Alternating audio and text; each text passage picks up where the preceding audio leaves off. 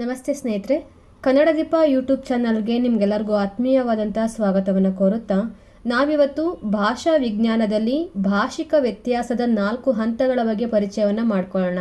Topic ನೋಡೋದಕ್ಕೆ ತುಂಬ ಸರಳ ಅಂತ ಮೇಲ್ನೋಟಕ್ಕೆ ಅನ್ಸಿದ್ರು ಕೂಡ ಎಕ್ಸಾಮಲ್ಲಿ ಕುತ್ಕೊಂಡಾಗ ತುಂಬಾ ಗೊಂದಲಕ್ಕೀಡು ಮಾಡುವಂಥದ್ದು ಇಂಥ ಟಾಪಿಕ್ಗಳಲ್ಲೇ. ಯಾಕಂದರೆ ಇದರಲ್ಲಿ ಅರ್ಥ ಸಂಕೋಚ ಅಂತ ಬರುತ್ತೆ, ಹೀನಾರ್ಥ ಪ್ರಾಪ್ತಿ ಅಂತ ಬರುತ್ತೆ, ಅರ್ಥಾಂತರ ಅಂತ ಬರುತ್ತೆ, ಅರ್ಥ ವಿಕಾಸ ಅಂತ ಬರುತ್ತೆ. ಇವೆಲ್ಲ ತುಂಬ ಹತ್ತಿರವಾಗಿರುವಂಥ ಸಂಬಂಧವನ್ನು ಹೊಂದಿರುತ್ತೆ. ಹಾಗಾಗಿ ಆಪ್ಷನಲ್ಲಿ ಇಂಥವನ್ನೇ ಕೇಳಿದಾಗ ತುಂಬ ಕಷ್ಟ ಆಗುತ್ತೆ ಉತ್ತರನ ಫೈಂಡ್ ಔಟ್ ಮಾಡೋದಕ್ಕೆ. ಹಾಗಾಗಿ ಈ ಟಾಪಿಕ್ ಬಗ್ಗೆ ಮಾತಾಡಬೇಕು ಅಂತ ಅನ್ನಿಸ್ತು. ಗೊತ್ತಿದ್ರೆ ಸ್ಕಿಪ್ ಮಾಡಿ, ಇಲ್ಲಾಂದರೆ ಸಂಪೂರ್ಣವಾಗಿ ವಿಡಿಯೋ ನೋಡಿ, ಯೂಸ್ ಆಗುತ್ತೆ ಅಂತ ಅನ್ಕೊತೀನಿ. ಸರಿ, ಶುರು ಮಾಡೋಣವಾ? ಫಸ್ಟಿಗೆ ನಾವು ಭಾಷೆ ಬಗ್ಗೆ ಒಂದು ಸ್ವಲ್ಪ ಚಿಕ್ಕದಾಗಿ ತಿಳ್ಕೊಂಬಿಡೋಣ. ಯಾಕಂದರೆ ಭಾಷಿಕ ವ್ಯತ್ಯಾಸ ತಿಳ್ಕೊತಾ ಇದ್ದೀವಿ ಅಂದರೆ ಭಾಷೆ ಅಂದರೆ ಅಂತ ನಮಗೆ ಗೊತ್ತಿರಬೇಕಲ್ವಾ. ಸಾಮಾನ್ಯವಾಗಿ ಗೊತ್ತಿರುತ್ತೆ, ಆದರೂ ಕೂಡ ಒಂದು ಸ್ವಲ್ಪ ರೀಕಾಲ್ ಮಾಡ್ಕೊಳ್ಳೋಣ. ಭಾಷೆ ಅನ್ನೋದು ಒಂದು ಮಾಧ್ಯಮ. ಮಾನವ ತನ್ನ ದೈನಂದಿನ ಬದುಕಿಗೆ ಸೃಷ್ಟಿ ಮಾಡ್ಕೊಂಡಿರುವಂತಹ ಒಂದು ಸಂಪರ್ಕ ಸಾಧನವೇ ಈ ಭಾಷೆ ಅಲ್ವಾ. ಏನಾದರೂ ಅಭಿವ್ಯಕ್ತಿಪಡಿಸ್ಬೇಕು ಅಂತಂದರೆ, ತನ್ನ ಆಸೆಗಳನ್ನು ಮತ್ತೊಬ್ಬನ ಬಳಿ ಹೇಳ್ಕೊಬೇಕು ಅಂತಂದರೆ ಅಲ್ಲಿ ಭಾಷೆ ಅನ್ನೋದು ಅತ್ಯಗತ್ಯವಾಗಿ ಬೇಕು. ಇನ್ನು ಭಾಷಾ ವಿಜ್ಞಾನಿಗಳ ಪ್ರಕಾರ ಯಾದೃಚ್ಛಿಕ ಧ್ವನಿ ಸಂಕೇತಗಳ ವ್ಯವಸ್ಥೆಯೇ ಭಾಷೆ ಅಂತ ಹೇಳ್ತಾರೆ. ಪ್ಲೇಟೋ ಅವರು ಧ್ವನಿ ಸಂಕೇತಗಳಿಂದ ಮನುಷ್ಯನ ವಿಚಾರಗಳನ್ನು ಅಭಿವ್ಯಕ್ತಿಗೊಳಿಸುವಂತಹ ಸಾಧನ ಈ ಭಾಷೆ ಅಂತ ಕರೀತಾರೆ. FD ಸಸೂರ್ ಅವರು ಅಭಿಪ್ರಾಯಗಳನ್ನು ವ್ಯಕ್ತಗೊಳಿಸುವಂತಹ ಸಂಕೇತಗಳ ಒಂದು ವ್ಯವಸ್ಥೆಯೇ ಭಾಷೆ ಅಂತ ಹೇಳ್ತಾರೆ. ನೋಡಿ, ಯಾರು ಏನೇ ಕರೀಲಿ, ಜಗತ್ತಿನಾದ್ಯಂತ ಒಂದೇ ಭಾಷೆ ಇದೆಯಾ? ಇಲ್ಲ. ಆಯಾ ಪ್ರದೇಶಕ್ಕೆ, ಭೌಗೋಳಿಕ ಪ್ರದೇಶಕ್ಕೆ ಅನುಗುಣವಾಗಿ ಅವ್ರಿಗೆ ಅರ್ಥ ಆಗುವಂತಹ ಭಾಷೆಯನ್ನು ಅವರು ಸೆಟ್ ಮಾಡ್ಕೊಂಡಿದ್ದಾರೆ. ಅಂದರೆ ಒಂದು ಜನಾಂಗಕ್ಕೆ ಅಥವಾ ಒಂದು ಸಮುದಾಯಕ್ಕೆ ಅರ್ಥ ಆಗುವಂತಹ ಯಾದೃಚ್ಛಿಕ ಧ್ವನಿ ಸಂಕೇತಗಳನ್ನು ಬಳಕೆ ಮಾಡ್ಕೊಂಡಿದ್ದಾರೆ. ಇದನ್ನ ಒಂದು ಭಾಷೆ ಅಂತ ಕರೀತಾರೆ. ಈಗ ನಮ್ಮ ಸಮುದಾಯ, ಫಾರ್ ಎಕ್ಸಾಂಪಲ್ ಬೆಂಗಳೂರು ಒಂದು ಸಮುದಾಯ ಅಂತ ಅಂದ್ಕೊಂಡ್ರೆ ಇಲ್ಲಿ ಎಲ್ಲ ಭಾಷೆಯನ್ನು ಮಾತಾಡುವಂಥ ಜನಗಳು ಸಿಗ್ತಾರೆ. ಸುಮ್ಮನೆ ಉದಾಹರಣೆಗೆ ಒಂದು ಕನ್ನಡ ಭಾಷೆಯನ್ನು ಮಾತಾಡೋರನ್ನ ಮಾತ್ರ ಎಕ್ಸಾಂಪಲ್ ತಗೊಳ್ಳಿ. ಇವಾಗ ಒಂದು ಸಮುದಾಯ ವಿಜಯನಗರ ಸಂಪೂರ್ಣವಾಗಿ ಕನ್ನಡ ಮಾತಾಡುವಂಥ ಜನನೇ ಇದ್ದಾರೆ. ಇನ್ನು ಅದನ್ನ ಬಿಟ್ಟು ಮುಂದಕ್ಕೆ ಹೋದರೆ ರಾಜಾಜಿನಗರದಲ್ಲಿ ಬರೀ ಇಂಗ್ಲೀಷ್ ಮಾತಾಡುವಂಥ ಜನಗಳು ಸಿಗ್ತಾರೆ. ಇನ್ನು ಈ ಕಡೆ ಮಾಗಡಿ ರೋಡ್ ಕಡೆ ಬಂದರೆ ಅಲ್ಲಿ ತಮಿಳ್ ಮಾತಾಡ್ತಾರೆ. ಜಸ್ಟ್ ಒಂದು ಎಕ್ಸಾಂಪಲ್ ಕೊಡ್ತಾ ಇರೋದು ನೀಟಾಗಿ ಅರ್ಥ ಆಗಲಿ ಅಂತ. ಈಗ ನಮಗೆ ನಮ್ಮ ಭಾಷೆ ಯಾವುದು ಅಂತ ಗೊತ್ತಾಯಿತು, ಕನ್ನಡ ಭಾಷೆ. ಈ ಅಕ್ಕಪಕ್ಕದ ಲ್ಯಾಂಗ್ವೇಜ್ಗಳೇನು ಮಾಡ್ತವೆ ಹೇಳಿ, ನಮಗೆ ಇನ್ಫ್ಲೂಯೆನ್ಸ್ ಮಾಡ್ತವೆ. ಅವ್ರನ್ನ ನಾವು ಫ್ರೆಂಡ್ ಮಾಡ್ಕೊಂಡಿರ್ತೀವಲ್ವಾ, ಅಥವಾ ಕೊಡುಕೊಳ್ಳುವಿಕೆ ಸಂಬಂಧಗಳನ್ನ ಇಟ್ಕೊಂಡಿರ್ತೀವಲ್ವಾ, ಆ ಮೂಲಕವಾಗಿ ಕೇವಲ ಮಾತಿನ ಸಂಬಂಧ ಅಷ್ಟೇ ಇರೋದಿಲ್ಲ, ನಮ್ಮ ಭಾಷೆಯಲ್ಲೂ ಕೂಡ ಕೆಲವೊಂದು ಪದಗಳನ್ನು ಎರವಲಾಗಿ ಪಡ್ಕೊಂಬಿಟ್ಟಿರ್ತೀವಿ. ಅದು ನಮ್ಮದೇ ಅನ್ನೋ ರೀತಿಯಲ್ಲಿ ಒಗ್ಗಿಸ್ಕೊಂಬಿಟ್ಟಿರ್ತೀವಿ ನಮ್ಮ ಭಾಷೆಯಲ್ಲಿ. ಇದನ್ನು ಕೂಡ ಒಂದು ರೀತಿ ಭಾಷಿಕ ವ್ಯತ್ಯಾಸ ಅಂತ ಕರಿಬೋದು. ಯಾಕೆ ಹೇಳಿ, ಆಗಲೇ ಹೇಳಿದೆ, ಭಾಷೆ ಅನ್ನೋದು ನಿಂತ ನೀರಲ್ಲ. ನಾವು ಅಕ್ಕಪಕ್ಕದ ಸ್ಟೇಟ್ಗಳ ಜೊತೆ ವ್ಯವಹಾರ ಮಾಡ್ತಾ ಇರ್ತೀವಿ. ಅಕ್ಕಪಕ್ಕ ನಮ್ಮ ಫ್ರೆಂಡ್ಸೇ ಬೇರೆ ಲ್ಯಾಂಗ್ವೇಜ್ ಅವರಾಗಿರ್ತಾರೆ, ಅವ್ರ ಹತ್ರನೂ ಮಾತಾಡ್ತಾ ಇರ್ತೀವಿ, ತುಂಬ ಆತ್ಮೀಯರಾಗಿ ಪಳಗಿರ್ತೀವಿ. ಇಂಥ ಸಂದರ್ಭಗಳಲ್ಲಿ ಮಾನವ ಆಡುವಂತಹ ಆಡು ಮಾತಿನಲ್ಲಿ ಪ್ರತಿಯೊಬ್ಬ ವ್ಯಕ್ತಿನೂ ಕೂಡ ಅವನಿಗೆ ಗೊತ್ತೋ ಗೊತ್ತಿಲ್ಲದೇನೋ ಹೊಸ ಶಬ್ದಗಳನ್ನು ಸೃಷ್ಟಿ ಮಾಡ್ತಾ ಇರ್ತಾನೆ, ಹೊಸ ಉಚ್ಚಾರಣೆಯನ್ನು ನೀಡ್ತಾ ಇರ್ತಾನೆ, ಅಥವಾ ಹೊಸ ಅರ್ಥವನ್ನೇ ಕೊಡ್ತಾ ಇರ್ತಾನೆ. ಇದನ್ನ ಭಾಷಿಕ ವ್ಯತ್ಯಾಸ ಅಂತ ಕರೆಯೋದು. ಪ್ರತಿಯೊಂದು ಜೀವಂತ ಭಾಷೆಯಲ್ಲೂ ಕೂಡ ಇಂತಹ ಭಾಷಿಕ ವ್ಯತ್ಯಾಸಗಳು ಸರ್ವೇ ಸಾಮಾನ್ಯ. ನೋಡಿ, ಇದನ್ನೇ ಭಾಷಾ ವಿಜ್ಞಾನಿಗಳು ಅನೇಕ ಕಾರಣಗಳನ್ನು ಕೊಟ್ಟು ಈ ವ್ಯತ್ಯಾಸವನ್ನು ಗುರುತಿಸ್ತಾರೆ. ಯಾವ್ಯಾವ ಥರ ಅಂದರೆ, ಮನುಷ್ಯನ ಸೋಮಾರಿತನದಿಂದ, ಸೌಲಭ್ಯಾಕಾಂಕ್ಷೆಗೋಸ್ಕರನೂ ಕೂಡ, ಉಚ್ಚಾರಣೆ ಕಷ್ಟ ಅನ್ನೋ ಕಾರಣಕ್ಕೆ ಕೆಲವೊಂದು ಪದವನ್ನು ಬಿಟ್ಟು ಅಥವಾ ಇನ್ನೇನೋ ಸೇರಿಸ್ಕೊಂಡು ಅಥವಾ ಹೊಸ ಪದವನ್ನು ರಚನೆ ಮಾಡಿಕೊಂಡು ಉಚ್ಚಾರಣೆ ಮಾಡ್ತಾರೆ. ಅಜ್ಞಾನದಿಂದ, ಭ್ರಮೆಯಿಂದ, ಇನ್ನೂ ಏನೋ ಸುಧಾರಣೆ ಮಾಡಬೇಕು ನಮ್ಮ ಭಾಷೆಯಲ್ಲಿ ಅನ್ನೋ ಒಂದು ಕಾರಣಕ್ಕೋಸ್ಕರನೂ ಕೂಡ ಈ ಭಾಷಿಕ ವ್ಯತ್ಯಾಸವನ್ನು ಮಾಡ್ಕೊತಾರೆ. ಇದೆಲ್ಲ ಭಾಷಾ ವ್ಯತ್ಯಾಸ ಆಗೋದಕ್ಕಿರೋಂಥ ಪ್ರಮುಖವಾಗಿರೋ ಕಾರಣಗಳು. ಇನ್ನು ಮುಖ್ಯವಾಗಿ ಯಾವ್ಯಾವ ಹಂತದಲ್ಲಿ ಇಂಥ ಭಾಷಿಕ ವ್ಯತ್ಯಾಸ ನಡೆಯುತ್ತೆ ಅಂತ ಅನ್ನೋದಾದರೆ, ಮೊದಲನೇದಾಗಿ ಧ್ವನಿ ಉಚ್ಚಾರಣೆಯಲ್ಲಿ ಭಾಷಿಕ ವ್ಯತ್ಯಾಸವನ್ನು ಗಮನಿಸ್ಬೋದು. ಇನ್ನು ಕಾಲದಿಂದ ಕಾಲಕ್ಕೆ ಪರಿವರ್ತನೆಗೊಳ್ತಾ ಇರುತ್ತೆ ಅಲ್ವಾ ಭಾಷೆಯಲ್ಲೂ ಕೂಡ, ಆಗಲೂ ಕೂಡ ಈ ಥರ ಪರಿವರ್ತನೆ, ಭಾಷಿಕ ವ್ಯತ್ಯಾಸವನ್ನು ಗಮನಿಸ್ಬೋದು. ಇದಕ್ಕೆ ಬೆಸ್ಟ್ ಎಕ್ಸಾಂಪಲು ಬೆಂಗಳೂರಲ್ಲಿ ನೀವಿದ್ರೆ ನಾನು ಎಕ್ಸಾಂಪಲ್ ಕೊಡೋ ಅವಶ್ಯಕತೆನೇ ಇಲ್ಲ. ಯಾಕಂದರೆ ಇಲ್ಲಿ ಕನ್ನಡಕ್ಕಿಂತ ಕಂಗ್ಲೀಷ್ ಮಾತಾಡೋರೇ ತುಂಬ ಜಾಸ್ತಿ. ಇನ್ನು ಸಾದೃಶ್ಯದ ಆಧಾರದ ಮೇಲೆ ಹಾಗೆ ಬೇರೆ ಭಾಷೆಗಳ ಪ್ರಭಾವದ ಮೇಲೂ ಕೂಡ ಇಂಥ ವ್ಯತ್ಯಾಸಗಳನ್ನು ಗಮನಿಸ್ತೀವಿ. ಈಗ ಒಂದೊಂದೇ ಈ ಹಂತದಲ್ಲಿ ಏನೆಲ್ಲ ಹೇಳಿದ್ವಲ್ಲ ಅದನ್ನು ಒಂದೊಂದೇ ಅಧ್ಯಯನವನ್ನು ಮಾಡ್ಕೊತಾ ಹೋಗೋಣ. ಒಟ್ಟಾರೆಯಾಗಿ ಈ ಭಾಷಿಕ ವ್ಯತ್ಯಾಸದಲ್ಲಿ ಪ್ರಮುಖವಾಗಿ 4 ಹಂತಗಳಲ್ಲಿ ಗುರುತಿಸ್ತೀವಿ. 1 ಸ್ವರಧ್ವನಿ ವ್ಯತ್ಯಾಸ, ಫೊನೆಟಿಕ್ ಚೇಂಜ್ ಅಂತ. 2 ಅರ್ಥ ವ್ಯತ್ಯಾಸ. 3 ಸಾಮ್ಯ ಮೂಲ ವ್ಯತ್ಯಾಸ. 4 ಭಾಷಿಕ ಸ್ವೀಕರಣ. ಸ್ಲೈಡಲ್ಲಿ ಹಾಕಿದ್ದೀನಿ, ಒಂದ್ಸಲ ನೋಡ್ಕೊಳ್ಳಿ. ಮೊದಲನೇದು ಸ್ವನ ಅಥವಾ ಧ್ವನಿ ವ್ಯತ್ಯಾಸ, ಫೋನೆಟಿಕ್ ಚೇಂಜಸ್ ಅಂತ ಹೇಳ್ತಾರೆ. ಪ್ರೈಮರಿ ಮಕ್ಕಳಿಗೆಲ್ಲ ಫೋನೆಟಿಕ್ಸ್ ಎಲ್ಲ ಹೇಳ್ಕೊಡ್ತಾರಲ್ವ, ಆ ಥರನೇ ಭಾಷೆಯಲ್ಲಿ ನಡೆಯುವಂತಹ ಧ್ವನಿಗಳಿಗೆ ಸಂಬಂಧಿಸಿರುವಂಥ ವ್ಯತ್ಯಾಸಗಳನ್ನು ಧ್ವನಿ ವ್ಯತ್ಯಾಸಗಳು ಅಂತ ಕರೆಯೋದು. ಈ ಥರ ಬದಲಾವಣೆಗಳಲ್ಲಿ ಅರ್ಥಕ್ಕೆ ಯಾವುದೇ ಧಕ್ಕೆ ಬರೋದಿಲ್ಲ, ಆದರೆ ಉಚ್ಚಾರಣೆ ಮಾಡುವಂಥ ಧ್ವನಿಯಲ್ಲಿ ಮಾತ್ರ ವ್ಯತ್ಯಾಸ ಆಗುತ್ತೆ. ಕಂಡು ಕಾಣದಂತೆ ಅಂತ ಹೇಳ್ತಾರಲ್ಲ, ಆ ರೀತಿ ವ್ಯತ್ಯಾಸ ಆಗುವಂಥದ್ದು. ಫಾರ್ ಎಕ್ಸಾಂಪಲ್ ಕತೆನ ನಾವು ಯಾವ ಥರ ಬರೆದ್ರೆ ಸೂಕ್ತ? ಕಥೆನಾ ಎರಡೂ ಸರಿಯಾಗಿದೆ, ಯಾಕಂದರೆ ಎರಡನ್ನೂ ನಾವು ಸ್ವೀಕಾರ ಮಾಡಿಬಿಟ್ಟಿದ್ದೀವಿ. ಆದರೆ ಎಕ್ಸಾಕ್ಟಾಗಿ ಕಥೆ ಎರಡನೇ ಬರೆದ್ರೇ ಕತೆ, ಅದು ಸರಿಯಾಗಿರುವಂತಹ ಕಥಾ ರೂಪ. ಆದರೆ ನಾವು ಕತೆ ಮಾಡ್ಕೊಂಡಿದ್ದೀವಿ.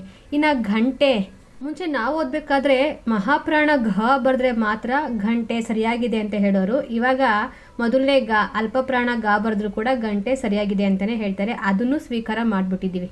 ಹಾಗೆ ಹೊಸ್ತಿಲು, ನಾವಿವಾಗ ಹೊಸ್ತಿಲು ದಾಟ್ಕೊಂಡು ಬಾ ಅಂತ ಹೇಳ್ತೀವ? ಇಲ್ಲ, ಹೊಸಲು ದಾಟ್ಕೊಂಡು ಬಾ ಅಂತ ಹೇಳ್ತೀವಿ. ಅಂದರೆ ಹೊಸಲು ಆ ಥರ ಆಗಿದೆ. ಹೊಸ್ತಿಲು ಪದ ಹೊಸಲು ಅಂತ ಬದಲಾಯಿಸ್ಕೊಂಡಿದ್ದೀವಿ.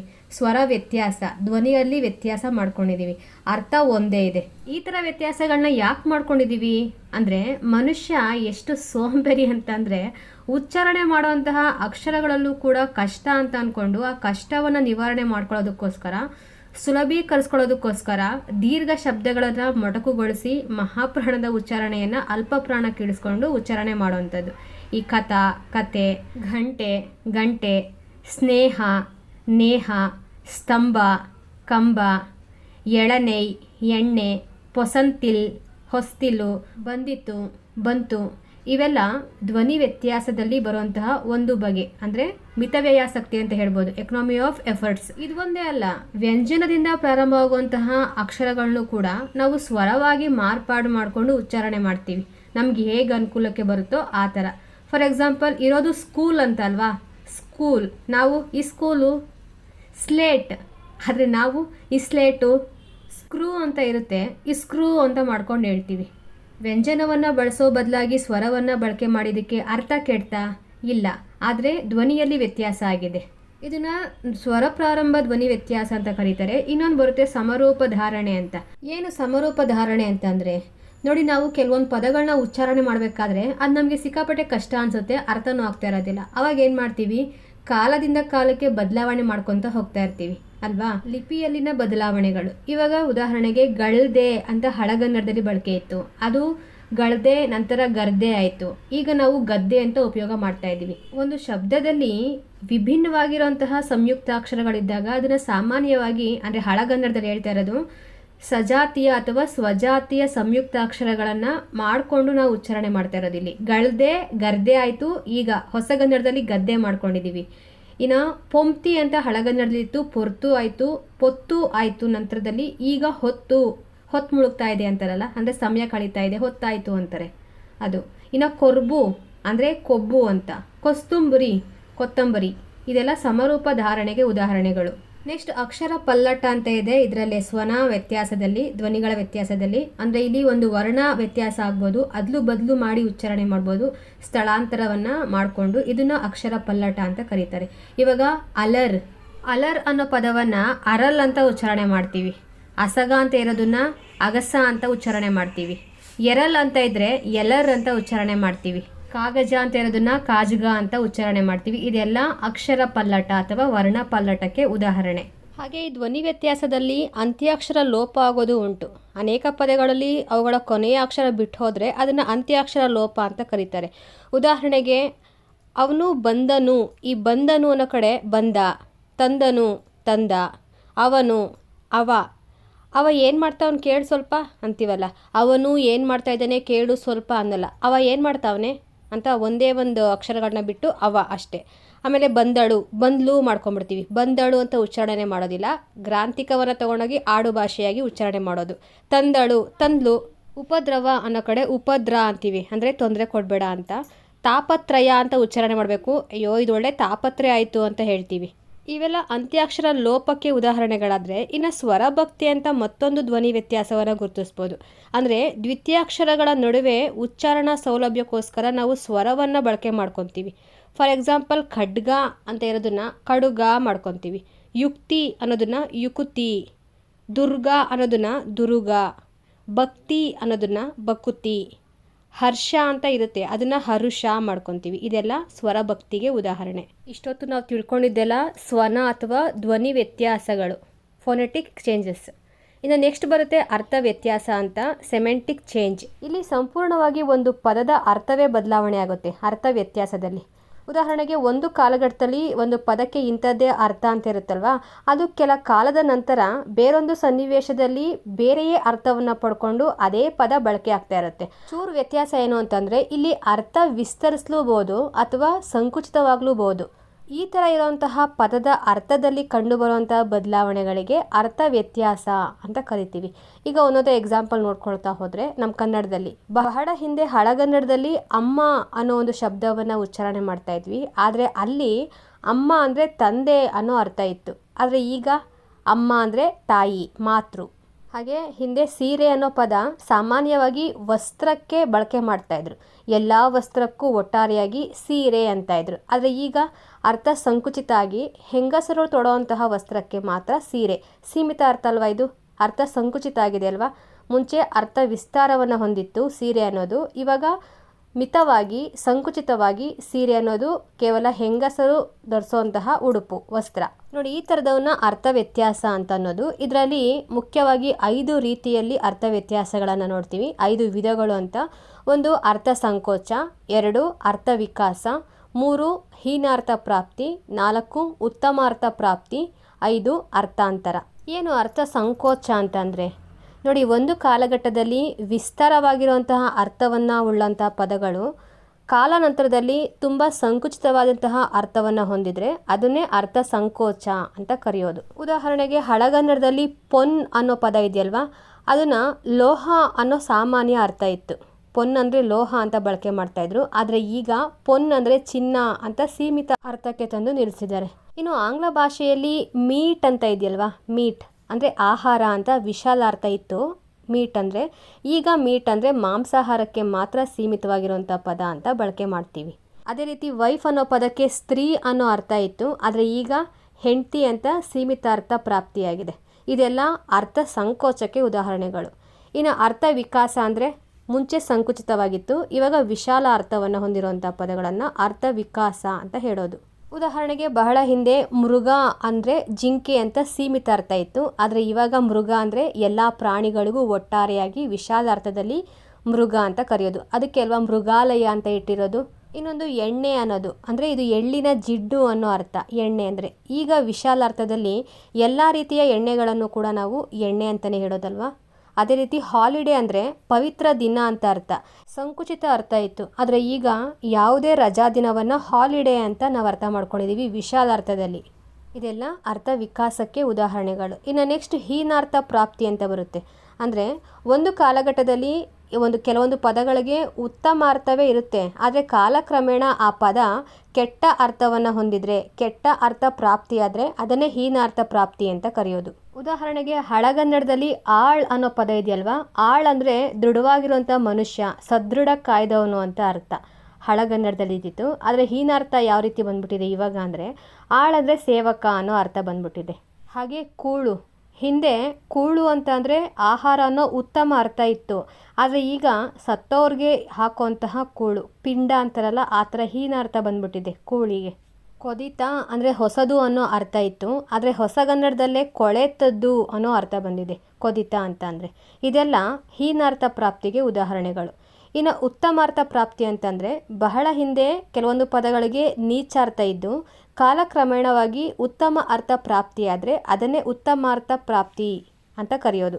ಉದಾಹರಣೆಗೆ ಹಳೆ ಇಂಗ್ಲೀಷ್ನಲ್ಲಿ ನೈಟ್, KNIGHT, ನೈಟ್, ಈ ಪದಕ್ಕೆ ಸರ್ವೆಂಟ್ ಅನ್ನೋ ಅರ್ಥ ಇತ್ತು, ಹೀನಾರ್ಥ ಪ್ರಾಪ್ತಿ ಇತ್ತು ಇದು. ಆದರೆ ಇದು ಉತ್ತಮಾರ್ಥ ಯಾವ ರೀತಿ ಆಯಿತು ಅಂದರೆ ಈಗ ನೈಟ್ ಅಂದರೆ ಸರ್ದಾರ ಅನ್ನೋ ಉತ್ತಮಾರ್ಥ ಪ್ರಾಪ್ತಿಯಾಗಿದೆ. ಇನ್ನು ಮೇಡಮ್, ಇದು ತುಂಬ ನೀಚವಾದಂತಹ ಅರ್ಥ ಇತ್ತು ಬಹಳ ಹಿಂದೆ. ಆದರೆ ಈಗ ಸ್ತ್ರೀ ಗೌರವ ಸೂಚಕ ಅರ್ಥವನ್ನು ಹೊಂದಿದೆ ಮೇಡಮ್ ಅನ್ನೋದು. ಹಾಗೆ ಬಹಳ ಹಿಂದೆ ಪಿರಂಗಿ ಅಂತಂದರೆ ಕಳ್ಳರು ಅನ್ನೋ ಅರ್ಥ ಇತ್ತು. ನಂತರದಲ್ಲಿ ಯುರೋಪಿನವ್ರಿಗೆ ಈ ಅರ್ಥ ಪಿರಂಗಿಯವರು ಅಂತ ಕರಿತೀವಿ, ಹೌದಲ್ವಾ. ಇದೆಲ್ಲ ಉತ್ತಮಾರ್ಥ ಪ್ರಾಪ್ತಿಗೆ ಉದಾಹರಣೆಗಳು. ಇನ್ನು ನೆಕ್ಸ್ಟ್ ಅರ್ಥಾಂತರ ಅಂತ ಬರುತ್ತೆ. ಏನು ಅರ್ಥಾಂತರ ಅಂತಂದರೆ ನೋಡಿ, ಒಂದು ಪದ ಅದರ ಅರ್ಥ ಹಿಗ್ಗೋದು ಇಲ್ಲ ಕುಗ್ಗೋದು ಇಲ್ಲ, ಅಥವಾ ಹೀನವಾದ ಅರ್ಥವನ್ನು ಪಡ್ಕೊಳ್ಳೋದಿಲ್ಲ, ಉತ್ತಮವಾದ ಅರ್ಥವನ್ನು ಕೂಡ ಪಡ್ಕೊಳ್ಳೋದಿಲ್ಲ. ಇದು ಯಾವುದು ಆಗದಲೇ ಬೇರೆಯದೇ ಅರ್ಥವನ್ನು ಪಡ್ಕೊಂಡಂತಹ ಪದಗಳಿಗೆ ಅರ್ಥಾಂತರ ಅಂತ ಕರಿತೀವಿ. ಅಂದರೆ ವಾಚ್ಯಾರ್ಥದ ಜೊತೆಗೆ ಸೂಕ್ಷ್ಮಾರ್ಥವನ್ನು ಬಿಟ್ಕೊಡ್ತಾ ಇರ್ತದೆ ಅದು. ಉದಾಹರಣೆಗೆ ಪಾದರಸ, ಆಮೆ, ಅವಸರ, ಭದ್ರ, ಕಥಂ, ಕೊಕ್ಕೆ, ಎತ್ತಂಗಡಿ ಇಂಥವು. ಇದು ಅರ್ಥ ಆಗ್ತಿದೆಯಲ್ವ ನಿಮಗೆ? ಉದಾಹರಣೆಗೆ ಪಾದರಸ, ಒಂದು ಅರ್ಥದಲ್ಲಿ ಅದು ಮರ್ಕ್ಯುರಿ, ಇನ್ನೊಂದು ಪಾದರಸದ ಥರ ಇದ್ದಾಳೆ, ಒಂದು ಗುಣವನ್ನು ಹೇಳೋವಂಥದ್ದು. ನೆಕ್ಸ್ಟ್ ಆಮೆ ಅಂತ ಹೇಳಿದೆ, ಅದೊಂದು ಜೀವಿ. ಇನ್ನೊಂದು ಒಬ್ಬರ ಗುಣ ಸ್ವಭಾವವನ್ನು ತಿಳಿಸುವಂಥದ್ದು. ಅಯ್ಯೋ ಬಿಡು ಅವಳು ಒಳ್ಳೆ ಆಮೆ ನಡೆದಂಗೆ ನಡೀತಾಳೆ ಅಂತ ಹೇಳ್ತಾರೆ. ಅವಸರ ಅಂದರೆ ಬೇಗ ಅಂತ. ಇನ್ನೊಬ್ರಿಗೆ ಯಾಕೆ ಇಷ್ಟೊಂದು ಅವಸರ ಮಾಡ್ತೀಯಾ, ತಡಿ ಸ್ವಲ್ಪ ಅಂತ ಹೇಳ್ತೀವಲ್ಲ. ಅಂದರೆ ವಾಚ್ಯಾರ್ಥದ ಜೊತೆಗೇ ಸ್ವಭಾವಗಳು, ಗುಣ, ಕ್ರಿಯೆಗೆ ಸಂಬಂಧಿಸಿದಂತಹ ಸೂಕ್ಷ್ಮ ಅರ್ಥವನ್ನು ಸೇರಿಸಿ ಹೇಳುವಂಥದ್ದೇ ಅರ್ಥಾಂತರ. ಒಂದೇ ಪದ ಇರುತ್ತೆ, ಮೇಲ್ನೋಟಕ್ಕೆ ಒಂದು ಅರ್ಥವನ್ನು ಹೇಳ್ತಾ ಇದ್ರೆ ಸೂಕ್ಷ್ಮವಾಗಿ ಗಮನಿಸಿದಾಗ ಒಳ ಅರ್ಥ ವಿಭಿನ್ನವಾಗಿ ಇನ್ನೇನೋ ಹೇಳ್ತಾ ಇರುತ್ತೆ. ಇದು ಅರ್ಥಾಂತರ. ಓಕೆನಾ? ಇದಿಷ್ಟು ಅರ್ಥ ವ್ಯತ್ಯಾಸದಲ್ಲಿ ಬರುವಂತಹ ವಿಧಗಳು. ನಾವಿಲ್ಲಿ ಒಂದು ಅಂಶವನ್ನು ನೆನಪಲ್ಲಿ ಇಟ್ಕೊಳ್ಳೇಬೇಕು. ಯಾಕಂದರೆ ತುಂಬ ಸಲ ಎಕ್ಸಾಂಪಲ್ ಕೇಳಿದ್ದಾರೆ ಇದನ್ನು. ಹಳಗನ್ನಡದಲ್ಲಿ ಅಮ್ಮ ಅಂತ ಇರೋದು ತಂದೆ ಅಂತ ಕರಿತಾ ಇದ್ರು, ಆದರೆ ಈಗ ಬದಲಾಗಿ ಅಮ್ಮ ಅಂದರೆ ತಾಯಿ ಅಂತಾಗಿದೆ. ಇದು ಒಂದನ್ನ ನೆನಪಲ್ಲಿ ಇಟ್ಕೊಳ್ಳಿ, ಅರ್ಥ ವ್ಯತ್ಯಾಸ ಯಾವ ರೀತಿ ಆಗುತ್ತೆ ಅಂತ. ಈ 5 ವಿಧಗಳನ್ನು ಕೂಡ ನೆನಪಲ್ಲಿ ಇಟ್ಕೊಳ್ಳಿ. ಹಾಗೆ ಧ್ವನಿ ವ್ಯತ್ಯಾಸಗಳ ಬಗ್ಗೆ ಹೇಳಿದೆ ಅಲ್ವಾ, ಅದೊಂದು ಸ್ವಲ್ಪ ನೆನಪಿಸ್ಕೊಳ್ಳಿ. ಇನ್ನು ನೆಕ್ಸ್ಟು 3ನೇ ಭಾಷಿಕ ವ್ಯತ್ಯಾಸ, ಸಾಮ್ಯ ಮೂಲ ವ್ಯತ್ಯಾಸ. ಸಾದೃಶ್ಯ ಅಂತ ಹೇಳ್ತೀವಲ್ಲ, ಸಾಮ್ಯ ಅಂದರೆ ಸಾದೃಶ್ಯ ಅಂತ ಇನ್ನೊಂದು ಅರ್ಥ ಕೂಡ ಇದೆ. ಒಂದು ಭಾಷೆ ಜೀವಂತವಾಗಿರಬೇಕು ಅಂತಂದರೆ ಅಲ್ಲಿ ನಿರಂತರ ಪರಿವರ್ತನಾಶೀಲತೆ ಇರಬೇಕು. ಎಷ್ಟೋ ವ್ಯತ್ಯಾಸಗಳನ್ನು ಮಾಡ್ಕೊಂಡಿರುತ್ತಲ್ವ ಭಾಷೆಯಲ್ಲಿ. ನಮ್ಮ ಕನ್ನಡ ಕೂಡ ಇದರಲ್ಲಿ ಹೊರತಾಗಿಲ್ಲ. ಅನೇಕ ಪದಗಳನ್ನು ನಾವು ಉಚ್ಚಾರಣೆ ಮಾಡಬೇಕಾದ್ರೆ ಕೆಲವೊಂದು ಬಹಳ ಹಿಂದೆಯಿಂದ ಬಂದಿರುವಂಥ ಪದಗಳನ್ನ ಉಚ್ಚಾರಣೆ ಮಾಡ್ತೀವಿ, ಕೆಲವೊಂದು ಪದಗಳನ್ನ ಬಿಟ್ಟೇ ಬಿಡ್ತೀವಿ, ಇನ್ನು ಕೆಲವೊಂದು ಪದಗಳನ್ನ ಹೊಸದಾಗಿ ಸೇರಿಸ್ಕೊಂಡು ಮಾತಾಡ್ತೀವಿ. ಭಾಷಾ ಸ್ವೀಕರಣ ಆಗ್ತದಲ್ವಾ, ಅದೇ ಥರನೇ ಇಲ್ಲಿ ಪದಗಳ ಸ್ವೀಕರಣನೂ ಕೂಡ ಮಾಡ್ಕೊತೀವಿ. ಅನ್ಯ ಭಾಷೆಯಿಂದ ಕೆಲವೊಂದು ಪದಗಳನ್ನು ನಾವು ಎರವಲಾಗಿ ಸ್ವೀಕೃತ ಮಾಡಿಕೊಂಡಾಗ ನಮಗೆ ಅದೊಂದು ರೀತಿ ಹೊಸದಾಗಿ ಕಾಣ್ತಾ ಇರುತ್ತಲ್ವ.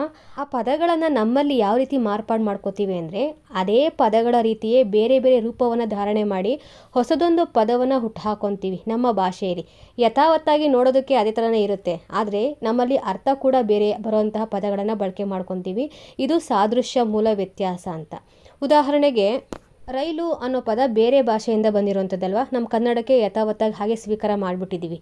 ಆದರೆ ಕನ್ನಡಕ್ಕೆ ಪ್ರವೇಶ ಮಾಡಿದಂತಹ ಈ ರೈಲು ಅನ್ನೋ ಪದ ನಾವು ರೈಲುಗಳು, ರೈಲನ್ನು, ರೈಲಿಗೆ, ರೈಲಲ್ಲಿ, ರೈಲಿಂದ ಹಿಂಗೆಲ್ಲ ವ್ಯತ್ಯಾಸಗಳನ್ನು ಮಾಡ್ಕೊಂಡಿದ್ದೀವಲ್ವ. ಆದರೆ ಅರ್ಥ ಸ್ವಲ್ಪ ಒಂದೇ ಥರನೇ ಇದೆ, ಬಳಕೆ ಮಾಡೋಂಥ ಸಂದರ್ಭಗಳು ಬೇರೆ ಬೇರೆ ಅಲ್ವಾ. ಅರ್ಥ ಸಾಮ್ಯದಿಂದಲೇ ಕನ್ನಡ ಕೋಶದಲ್ಲಿ ಇಂತಹ ಅನೇಕ ಪದಗಳು ಸೇರ್ಕೊಂಡ್ಬಿಟ್ಟಿದ್ದಾವೆ. ಇನ್ನು ಎಕ್ಸಾಂಪಲ್ ನೋಡೋದಾದರೆ ಸುಪ್ರಸಿದ್ಧ ಅನ್ನೋ ಪದ ನಮಗೆ ಪರಿಚಿತ ಇದೆ ಅಲ್ವಾ.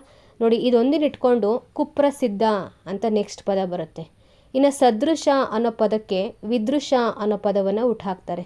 ಇದು ನಿಮ್ಗಿನ್ನೂ ಅರ್ಥ ಆಗಿಲ್ಲ ಅಂತಂದರೆ ನಮ್ಮ ಕನ್ನಡದಲ್ಲಿ ಪ್ರೇಯಸಿ, ತಾಪಸಿ, ರಕ್ಕಸಿ ಅನ್ನೋ ಕೆಲವು ಪದಗಳಿದಾವಲ್ವ. ಈ ಪದಗಳ ಸಾಮ್ಯದಿಂದ ರೂಪಸಿ ಅನ್ನೋ ಪದವನ್ನು ಕುವೆಂಪು ಅವರು ಸೃಷ್ಟಿ ಮಾಡಿ ಕೊಡ್ತಾರೆ. ನೋಡಿ, ಪ್ರೇಯಸಿ, ತಾಪಸಿ, ರಕ್ಕಸಿ ಇವೆಲ್ಲ ಬೇರೆ ಬೇರೆ ಅರ್ಥವನ್ನು ಕೊಡುವಂಥದ್ದು. ಆದರೆ ಇದೇ ಥರನೇ ಇದೇ ಉಚ್ಚಾರಣ ಶೈಲಿಯಲ್ಲಿ ಇದಕ್ಕೆ ಸರಿಸಮಾನವಾಗಿ ರೂಪಸಿ ಅಂತ ಪದವನ್ನು ಕೊಟ್ರಲ್ವ, ಇದನ್ನೇ ಸಾಮ್ಯ ಮೂಲ ವ್ಯತ್ಯಾಸ ಅಂತ ಕರೆಯೋದು. ಇನ್ನೊಂದಿಷ್ಟು ಉದಾಹರಣೆಗಳು ನೋಡೋದಾದರೆ ನೋಡು, ನೋಟ, ಆಡು, ಆಟ, ಕೂಡು, ಕೂಟ, ಕಾಡು, ಕಾಟ ಇವು ಕೂಡ ಸಾದೃಶ್ಯ ಸೃಷ್ಟಿಗಳಿಗೆ ಉದಾಹರಣೆಗಳು. ಇನ್ನು ನೆಕ್ಸ್ಟ್ ಕೊನೆಯದಾಗಿ ಭಾಷಾ ಸ್ವೀಕರಣ ಅಂತ ಬರುತ್ತೆ ಭಾಷಿಕ ವ್ಯತ್ಯಾಸದಲ್ಲಿ, ಲಿಂಗ್ವಿಸ್ಟಿಕ್ ಬಾರೋಯಿಂಗ್. ಏನು ಭಾಷಾ ಸ್ವೀಕರಣ ಅಂತಂದರೆ ನೋಡಿ, ಒಂದು ಭಾಷಿಕ ಸಮುದಾಯದವರು ಮತ್ತೊಂದು ಭಾಷಿಕ ಸಮುದಾಯದಿಂದ ಭಾಷಿಕ ಸಾಮಗ್ರಿಗಳನ್ನು ಸ್ವೀಕರಿಸಿ ಬಳಕೆ ಮಾಡಿದ್ರೆ ಅದೇ ಭಾಷಾ ಸ್ವೀಕರಣ ಅಂತ. ಆಂಗ್ಲ ಭಾಷೆಯಲ್ಲಿ ಇದನ್ನು ಲ್ಯಾಂಗ್ವೇಜ್ ಬಾರೋಯಿಂಗ್ ಅಂತ ಕರೀತಾರೆ. ಭಾಷಿಕ ಸಾಮಗ್ರಿಗಳು ಅಂತಂದರೆ ಬೇರೆ ಏನೂ ಅಲ್ಲ, ಧ್ವನಿಮ, ಪದಗಳು, ಪ್ರತ್ಯಯಗಳು, ವಾಕ್ಯಗಳು, ಅವುಗಳ ಅರ್ಥ ಇವುಗಳನ್ನು ಎರವಲಾಗಿ ಪಡ್ಕೊಂಡು ಸ್ವೀಕಾರ ಮಾಡಿದ್ರೆ ಅದೇ ಭಾಷಾ ಸ್ವೀಕರಣ.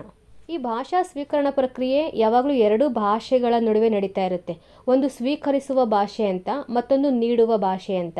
ಸ್ವೀಕರಿಸುವ ಭಾಷೆ ಅಂದರೆ ಅನ್ಯ ಭಾಷೆಯಿಂದ ಭಾಷಿಕ ಸಾಮಗ್ರಿಯನ್ನು ಪಡೆದುಕೊಳ್ಳುವಂಥ ಭಾಷೆಗೆ ಸ್ವೀಕರಿಸುವ ಭಾಷೆ ಅಂತ ಕರೀಬೋದು. ಇನ್ನು ನೀಡುವಂಥ ಭಾಷೆ ಅಂದರೆ ತನ್ನಲ್ಲಿರುವಂತಹ ಭಾಷಿಕ ಸಾಮಗ್ರಿಯನ್ನು ಅನ್ಯ ಭಾಷೆಗೆ ಕೊಡೋದನ್ನು ನೀಡುವ ಭಾಷೆ. ಜಸ್ಟ್ ಸುಮ್ಮನೆ ಒಂದು ಎಕ್ಸಾಂಪಲ್ ಆಗಿ ನಾನು ನಿಮಗೆ ಕನ್ನಡ ಕಲಿಸ್ತಾ ಇದ್ದೀನಿ ಅಂತ ಅಂದರೆ ನಂದು ನೀಡುವ ಭಾಷೆ, ನೀವು ಅದನ್ನು ಕಲ್ತ್ಕೊತಾ ಇದ್ದೀರಾ ಅಂತಂದರೆ ನಿಮ್ಮದು ಸ್ವೀಕರಿಸುವ ಭಾಷೆ. ಈ ಥರ ಭಾಷೆಯಿಂದ ಭಾಷೆಗೆ ಸ್ವೀಕರಣ ಕಾರ್ಯ ನಡಿಬೇಕಾದ್ರೆ ಕೆಲವೊಂದು ಮಾರ್ಪಾಡುಗಳನ್ನು ಅನಿವಾರ್ಯವಾಗಿ ಮಾಡ್ಕೊಬೇಕಾಗುತ್ತೆ. ಫಾರ್ ಎಕ್ಸಾಂಪಲ್, ಆಧುನಿಕ ಕನ್ನಡದಲ್ಲಿ ವ್ಯಂಜನ ಅಂತ ಶಬ್ದಗಳು ಇಲ್ಲದ್ರಿಂದ ರೂಮ್, ಮೇಜ್ ಈ ಥರ ಸ್ವೀಕೃತ ಪದಗಳನ್ನು ರೂಮು, ಮೇಜು, ಬಿಲ್ಲು ಈ ಥರ ರೂಪಗಳಾಗಿ ಪರಿವರ್ತನೆ ಮಾಡ್ಕೊಂಡಿದ್ದೀವಿ. ಇವೆಲ್ಲ ಬೇರೊಂದು ಭಾಷೆಯಿಂದ ಸ್ವೀಕರಣ ಕಾರ್ಯ ನಡೆದಿರುವಂಥದ್ದು. ಭಾಷಾ ಸ್ವೀಕರಣದಲ್ಲಿ ಮುಖ್ಯವಾಗಿ 3 ವಿಧಗಳನ್ನು ನೋಡ್ತೀವಿ. 1 ಶಬ್ದ ಸ್ವೀಕರಣ, 2 ಸ್ಥಾನಾಂತರ ಸ್ವೀಕರಣ, 3 ಮಿಶ್ರ ಸ್ವೀಕರಣ. ಶಬ್ದ ಸ್ವೀಕರಣ ಅಂದರೆ ಯಥಾವತ್ತಾಗಿ ಬೇರೆ ಭಾಷೆಯಿಂದ ನಮ್ಮ ಭಾಷೆಗೆ ಬಂದಿರುವಂಥದ್ದು. ಉದಾಹರಣೆಗೆ ಮೋಟಾರ್, ಕಾರ್, ರೇಡಿಯೋ, ಪೇಪರ್ ಇವೆಲ್ಲ ಅಲ್ಪ ವ್ಯತ್ಯಾಸವನ್ನಷ್ಟೇ ಮಾಡಿಕೊಂಡು ಇಂಗ್ಲೀಷಿಂದ ನಮ್ಮ ಕನ್ನಡಕ್ಕೆ ನೇರವಾಗಿ ಬಂದು ಸೇರಿಕೊಂಡಿದ್ದಾವೆ. ಇದು ಶಬ್ದ ಸ್ವೀಕರಣಕ್ಕೆ ಉದಾಹರಣೆಗಳು. ಇನ್ನು ಸ್ಥಾನಾಂತರ ಸ್ವೀಕರಣ ಅಂತ ಹೇಳಿದೆ ಅಲ್ವಾ, ಯಾವುದೇ ಭಾಷೆಯ ವಿಚಾರ ಅಥವಾ ವಿಷಯದ ಭಾಷಾ ಸಾಮಗ್ರಿಯನ್ನು ಸ್ಥಾನಾಂತರಿಸಿ ಎರವಲನ್ನು ಪಡ್ಕೊಂಡು ನಮ್ಮ ಭಾಷೆಗೆ ಅನುಗುಣವಾಗಿ ಬಳಕೆ ಮಾಡುವಂಥ ಪ್ರಕ್ರಿಯೆಗೆ ಸ್ಥಾನಾಂತರ ಸ್ವೀಕರಣ ಅಂತ ಕರಿತೀವಿ. ಉದಾಹರಣೆಗೆ ಸ್ಯಾಟಲೈಟ್, ಬುಕ್, ಪೋಸ್ಟ್ ಇತ್ಯಾದಿ. ಇದರಲ್ಲಿ 2 ವಿಧಗಳು ಬರ್ತವೆ ಸ್ಥಾನಾಂತರ ಸ್ವೀಕರಣದಲ್ಲಿ. ಒಂದು ಭಾಷಾಂತರ ಸ್ವೀಕರಣ, ಮತ್ತೊಂದು ರೂಪಾಂತರ ಸ್ವೀಕರಣ. ಭಾಷಾಂತರ ಸ್ವೀಕರಣ ಅಂತಂದರೆ ಅನ್ಯ ಭಾಷೆಯ ಪದಗಳನ್ನು ಸ್ವೀಕಾರ ಮಾಡಬೇಕಾದ್ರೆ ಅವುಗಳನ್ನು ಸಂಪೂರ್ಣವಾಗಿ ನಮ್ಮ ಭಾಷೆಗೆ ಅನುವಾದ ಮಾಡ್ಕೊಳ್ಳೋವಂಥದ್ದು ಅಥವಾ ಭಾಷಾಂತರವನ್ನು ಮಾಡಿಕೊಂಡು ಬಳಕೆ ಮಾಡುವಂಥ ಪ್ರಕ್ರಿಯೆಗೆ ಅದು ಭಾಷಾಂತರ ಸ್ವೀಕರಣ ಅಂತ ಕರಿತೀವಿ.